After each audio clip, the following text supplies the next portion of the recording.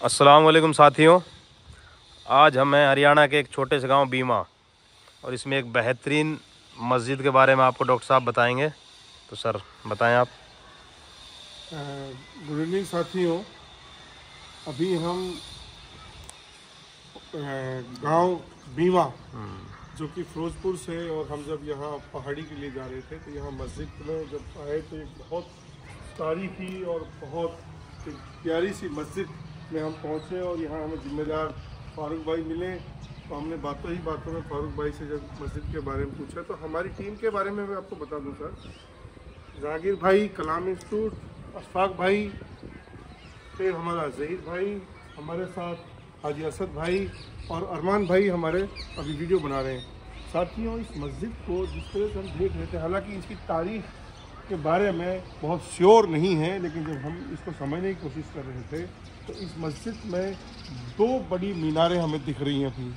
और अगर दो बड़ी मीनारों की बात कर लें साथियों, और तीन जो गुंबद और डोम जो यहाँ बने हुए हैं उनकी बात कर लें, तो ये दिल्ली की जो शाही जामा मस्जिद है जो शाहजहां ने 1656 के ज़माने में कंप्लीट की थी, उस मस्जिद का ये डिज़ाइन दिखता है।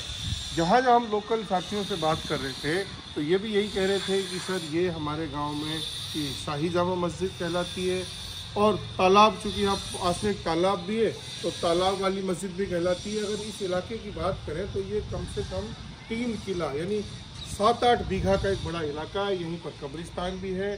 सामने साथियों यहाँ 12 दरी है, और ये 12 दरी को आप एक बार समझने की कोशिश करें।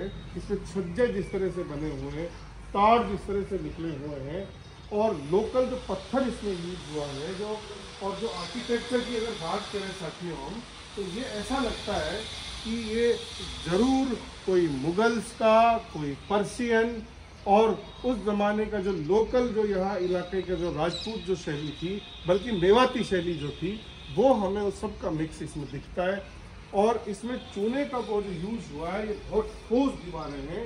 ये साथी बोल भी रहे थे कि ये मस्जिद की चिकनाहट इतनी ज़्यादा हमने अपने जब हम छोटे थे देखते थे कि चाहे शीशा की तरह हम चेहरा देख लें। पर भाई यही था। हाँ जी हाँ। और इस मस्जिद को भी हम लोग देख लें यहाँ, तो इसमें जो गुम्बद बना है, ये गुम्बद एक डॉट सिस्टम से बनते थे ये, जी हाँ, है ना। और यूँ मान लें कि अष्टभुजी ये बनते थे। हाँ। और फिर उन पर ये डॉट सिस्टम से इनको बनाया जाता था। मजबूती का आलम है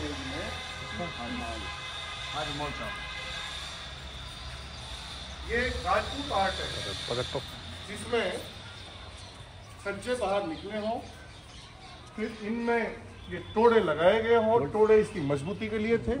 जी हाँ। और फिर जो ये मेहराब 3 बनाए हों, ये मेहराब है, मेहराब, और ये हॉर्स शू के डिजाइन में बनते थे। घोड़े की नाल जो होती थी ना, उस डिजाइन में बनाए जाते थे। ये इस तरह से बनते थे। असल में तो ये अगर हम लोग बात करें मेवाड़ डायनेस्टी के ज़माने में, या हम बात करें लोधियों के ज़माने में, या तुगलक जो राजवंश के ज़माने की बात करें, तो फिर ये बनते थे यहाँ। हालांकि मुगलिया ज़माने में भी ये बनते थे। तो ये असल में, चाहे इनका हम गुंबद देखें, चाहे हम लोग इनका ये मेहराब का सिस्टम देखें, चाहे हम डॉट सिस्टम को देखें, छज्जे को देखें, चूने को देखें, और पत्थरों का जो हम लोग यूज़ देख रहे हैं यहाँ लोकल, तो ऐसा लगता है कि ये ज़रूर कोई, या तो ये मेवाड़ डायनेस्टी के ज़माने में, तुगलक ज़माने में, और बल्कि मुझे ये भी लगता है अरमान भाई कि ये शायद कोई एक ज़माने में नहीं रहा, लंबे ज़माने इस मस्जिद ने, इस जामा मस्जिद ने, शाही मस्जिद ने ये देखें। अभी फारूक भाई ये भी बता रहे थे कि उन ज़मानों में आगरा से लेकर के और तिजारा से निकलते हुए नारनौल के इलाके तक एक बड़ी एक डायनेस्टी थी यहाँ। और उनको ये भी समझाने की कोशिश कर रहे थे कि ये कोई मेवात की हुकूमतों का ज़माना था। बिल्कुल, मेवात एक सूबा था। और अगर बाबर की भी हम बात करें तो खुद बाबर का जो बेटा था हिंदाल इस इलाके के गवर्नर बनाए थे बाबर ने भी। यानी इस मस्जिद ने एक बहुत लंबी तारीख शायद देखी होगी, लेकिन जिस तरह से इसमें जो स्थापत्य आर्किटेक्चर हमें दिख रहा है, वो ऐसा हमें शौक करता है कि ज़रूर ये कोई या तो मुग़लों के ज़माने के आसपास, मुगलों के, और या फिर उससे थोड़ा ऊपर नीचे के ज़माने में ये बना होगा। लेकिन फिर भी अगर जामा मस्जिद का जो जामा मस्जिद की टोटलिटी की बात करें तो ये दिल्ली की शाही जामा मस्जिद से हमें मिलती जुलती है। साथियों, यहीं पास में ही अमीन शाह की एक दरगाह भी है, यहाँ कब्रिस्तान है, और कब्रों के डिज़ाइन भी देखें तो फिर ऐसा लगता है कि ज़रूर थोड़ा सा चल सकते हैं। या अंदर से और ले लेते ना, ले लेंगे एक बार कब्रिस्तान को भी देख लें। ऐसा लगता है कि एक लंबी तारीख। मैं सीढ़ियाँ भी आपको दिखाऊं साथियों। आप देखिए सीढ़ियों में जो पत्थर यूज हुआ है वो पत्थर बिल्कुल लोकल पत्थर है। लोकल पत्थर है। और अगर लोकल हमारे पड़ोस में बसी गांव है, उसका भी खानों का पत्थर है। बहुत सही। फारूक भाई बता रहे हैं कि ये बसी गांव जो हमारे है वो पत्थर लोकल यूज हुआ है। तो पत्थरों का आप चाहे इसको, और नक्काशी पे बहुत ज्यादा जोर नहीं है, यानी इससे ये जरूर लगता है कि सिंपल सोबर, लेकिन ठोसता पे बहुत जोर है, मजबूती पे बहुत जोर है। चूने का जो यूज हुआ अभी भी देखिए आप, कितना मजबूत चूने का यूज है ये। और फिर ये जो डिजाइन है ये मुझे ऐसा लगता है कि शायद ये शुरुआत तो हुई होगी तुगलकों के ज़माने से, लेकिन शाहजहां के ज़माने तक या मुगलिया जो सल्तनत थी उसके ज़माने तक एक पूरा डेवलपमेंट हुआ होगा। तो इससे ये भी पता चलता है कि मेवात का इम्पोर्टेंस कितना ज़्यादा था। मेवात कितनी एक ज़बरदस्त जगह थी उन ज़मानों में। और इससे ये भी पता चलता है कि मेवात के इलाके में जो इस्लाम का प्रचार प्रसार हुआ, जो इस्लाम के दौर आए, वो शायद ये एक पूरी तारीख बताता है हमें कि किस तरह से यहाँ पर ये तारीख आई। और फिर हम लोग ये 12 दरी में अभी एंट्री कर रहे हैं साथियों। ये भी नाल है, देखिए ये भी घोड़े की नाल जैसा बना हुआ है, हॉर्स टाइप। ये मेहराब जिनको हम लोग बोलते हैं। और फिर देखिए ये जो 12 दर है, और फिर ये डिजाइन देखिए ऐसा लगता है कि यहाँ फिर वही local Rajput art, Indo Persian art, जिसको इस्लामिक आर्ट भी बोलते हैं, उसका भी यूज हुआ है। ऊपर से देखिए फिर वही डॉट सिस्टम से मजबूती इन्होंने यहाँ दिए इस वाली बिल्डिंग में यहाँ। और देखिए ये बहुत कोई प्यारे अल्लाह के कोई बुजुर्ग अमीन शाह की कब्र है, उनकी ये मान सकते उन्हीं के नाम से दरगाह भी है। और साथियों ये मेवात में एक बड़े पुराने ट्रेडिशन का एक बहुत तारीखी एक सेटअप हमें मिलता है ये।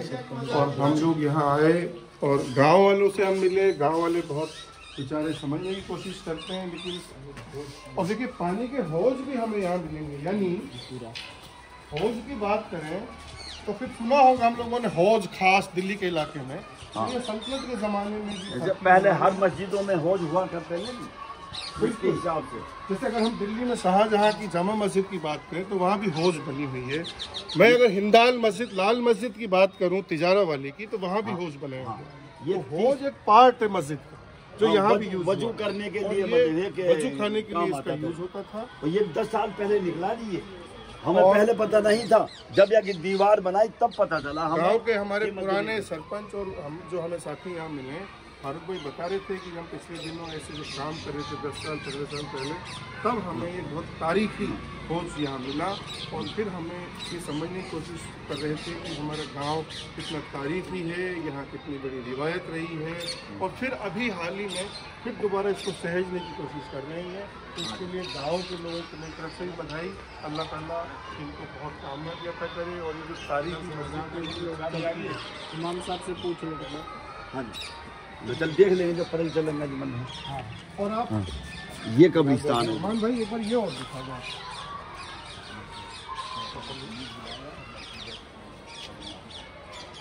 अरमान भाई ये जो मस्जिदें हैं ये ज़रूर कोई वली औलियाओं की मस्जिद कब्रें होंगी, लेकिन हम लोग ये थोड़ा सा समझने की कोशिश करें। हालांकि जब हम कब्रों की बात करते हैं, कब्रें या तो किसी प्रोटोकॉल को इंडिकेट करती थी या ये करती थी मेल फीमेल को। कोई औरत की कब्र थी, कोई मर्द की कब्र थी, कोई बच्चे की कब्र थी। लेकिन ये तो तय है कि ये जिस ज़माने की कब्रें हैं तो चूने का यूज हुआ है, इसमें जिस तरह का डिज़ाइन है, तो कखेरी ईंट है इसमें। कखेरी ईंट है। फिर वही जैसे लोकल चीज़ें भी यूज हुई है यहाँ। तो ये मोल्डिंग सिस्टम भी। और देखिए इस जमाने में जो मोल्डिंग पर बहुत जोर दिया गया, और ये जो मोल्डिंग का सिस्टम था सर, ये अगर मैं इसको अच्छे से समझने की कोशिश करूँ तो ये मुगलिया जमाने की चीजें, मुगलिया जमाने की ज्यादा। लेकिन फिर भी ऐसा लगता है कि हो सकता है ये मेवात डायनेस्टी जो हम लोग बोलते हैं, हमारे चाहे वो नाहर खां मेवाती की बात करें, चाहे बहादुर खान मेवाती की बात करें, हसन खां मेवाती की बात करें, उन ज़मानों में भी ये चीज़ें हो सकता है। जब मेवात डायनेस्टी थी तब भी ये बनी हो। देखिए कब्रिस्तान यहाँ भी है साथियों, ये आप देखिए यहाँ फिर एक यहाँ पूरा तालाब है ये, इसलिए इसको तालाब वाली मस्जिद बोलते हैं। यहाँ एक मकतब भी बच्चियों का अभी चल रहा है, बच्चों का यहाँ तालीम ले रहे हैं। और जहाँ वाले साथी ये बता रहे थे कि पुराने ज़माने से हमारे यहाँ ये मकतब गए और ये बच्चे बच्चियाँ यहाँ तालीम याफ्ता थे। देखिए कुछ पुरानी कब्रें, वो हम पिछले दिनों बात भी कर रहे थे साथियों कि मेवात के इलाके में तो पिछले 25-30 सालों में जो शॉर्टकट से धनवान बनने की जो एक गलत सी परंपरा शुरू हुई है, उससे हो सकता है यहाँ भी कुछ नुकसान पहुँचा हो इनको भी, लेकिन फिर भी यहाँ बहुत जिम्मेदार साथी हैं, उन्होंने इसको बचा के रखा है। तो और देखिए मीनारों का भी आप देखिए, इस वाले जिसको हम लोग अभी 12 दरी कह रहे थे साथियों, इसकी मीनारें आप देखिए, चारों तरफ मीनारें हैं। कुछ साथी ये बता रहे थे कि मतलब एक आगरा का ताजमहल है, उससे पहले ये रिहर्सल के तौर पे बनाया गया हो, हमें ये बिल्कुल हमारे फारूक भाई ये कह रहे हैं कि हो सकता है उन ज़मानों में जब जैसे आगरे के ताजमहल की बात करें, जैसे वहाँ मीनारें यूज हुई है, तो ये उन्हीं ज़मानों में कहीं आगे पीछे इनका निर्माण हुआ हो। ये तो तय है कि इनका निर्माण इसी मीडियल पीरियड में हुआ, लेकिन बड़ी लंबी तारीख इनसे हमें पता चलती है साथियों। ये मेवात के इलाके में हम एक बहुत प्यारी जगह है। मेवात का ये मतलब है कि मतलब पहला ताजमहल है जी ये, मतलब हम तो ये कहा वह हिसाब से मतलब ये देखने के जैसे देखते हैं वह हिसाब से। क्योंकि फारूक भाई गांव के सरपंच भी रहे, उन्होंने बहुत सारा काम भी करवाया, तो फारूक भाई कह रहे हैं कि ये मुझे तो चेयरमैन भी रहे, तो इन्होंने ये कहा कि मुझे तो ये लगता है कि सर हमारा ये ताजमहल है, तो बीमा का ताजमहल लगता है हमें। हाँ, बीमा का ताजमहल। तो साथियों बहुत बहुत शुक्रिया, कभी यहाँ आना हो जाए तो आप यहाँ कोशिश करेंगे आने की। और हम लोग यहाँ जब साथी आए तो हमें लगा कि आपके साथ कुछ चर्चा करते हैं, बहुत तारीफ है ये। तो ये आओ मेवात की जड़ों को उसको और मेवात को समझें, वो हमारी जो तहरीक है उसी का एक पार्ट। शुक्रिया बहुत बहुत।